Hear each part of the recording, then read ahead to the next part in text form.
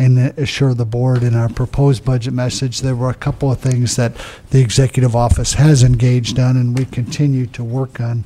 It highlighted the one of the most significant items that had to do with our reviewing our TOT ordinances and collection efforts. County council, treasurer, tax collector, the auditor, and the executive office have all met and discussed various issues relating to TOT, and there'll be a number of initiatives that you'll see coming forward regarding both the collection efforts that are ongoing and also changing some of the reporting requirements so we capture those delinquencies earlier. We have been working with our local law enforcement agencies to try and mitigate some of the issues relating to their budgets. We are working on a number of personnel issues. We do have a initiative underway to reduce the general fund subsidy to the solid waste division. We are working on some partnerships with local cities, and we are continuing to engage with the courts about looking for ways to reduce some of our costs. So I just wanted to assure you of some of the things that we highlighted in our proposed message, budget message, that we are actively working forward to. In addition to that, one of the more significant issues that's facing us right now, and as we go through these budget hearings today, we really are, I think we're scheduled to formally adopt this budget in mid-September.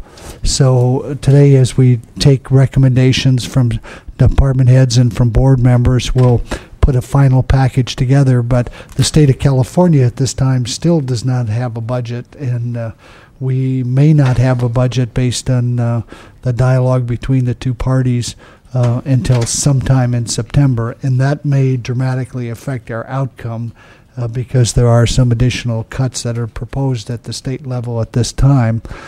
Sue Ranichek, our assessor clerk recorder, in addition, came to see me on Friday, and we have passed the constitutional deadline for putting ballot initiatives on for the November election.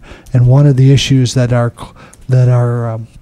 clerk recorders are working with throughout the state is the governor has proposed an increase under his August revise, that he's proposing a sales tax increase which would go on the ballot. There is not enough physical capacity to print ballots and do all the ballot language necessary for the scheduled November election. So one of the items that's being discussed in Sacramento that could potentially have a big impact on us is there may be a second ballot coming forward in November. So we would have the regular ballot in November, which would handle all of the normal presidential election materials and anything that is qualified for the ballot. And then there may be a supplemental ballot, and we don't have accurate data at this time when that vote may occur and then how it may be funded. But Sue did ask that we notify the board and let you know that that's an issue out there which would have significant impacts on our budget and could potentially cost us a couple $100,000 at the county level to run a second election sometime in November, date non-specific. But again, that's tied up with this governor's proposal for a sales tax increase, potentially the water bond. There are a number of issues that could be on that ballot initiative. So I just wanted to make you aware of those couple of things that are out there that are making it difficult for us to come up with an accurate set of numbers for you.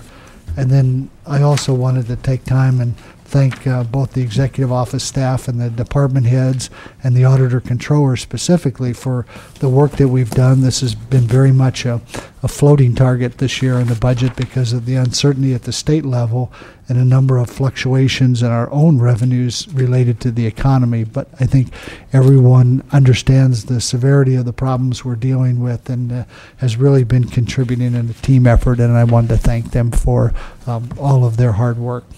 And I'll turn the time back over to Allison. Thank you very much. And before we proceed, just a note to the board. As we go through the day today, I'm going to be looking for consensus or a majority nod on direction as we proceed. we'll make the final motions at the final deliberations at either the end of the day or into tomorrow. But as we go forward, we're just going to be looking for consensus on direction. The other thing is, do we want to establish a waiting list, or the old term was parking lot list, for consideration towards the end of the day, et cetera? Yeah. And how do you want to proceed with that concept? Do you have any input at this time on that? Chair Wattenberger? Sure. Excuse me. We will be keeping track of items mentioned Okay. as we go along, and we'd be happy to, whatever we have from this morning, we'd be happy to produce a list and then be able to have that available this afternoon, and we'll keep doing that throughout the process. Okay, thank you very much. Supervisor Pinches. Yeah, Mr. Chairman, first of all, I think before we proceed with what you call a parking lot list of new things that we want to fund, we're going to hear some testimony. I think we ought to have a discussion over what is actually in the proposed budget. The last two times that we discussed the proposed budget, we were told that, well, now is not really the time to discuss these issues. And now we're in the final budget deliberations, and there's things that are in the existing proposed budget that I have some real questions about and would like to see some changes.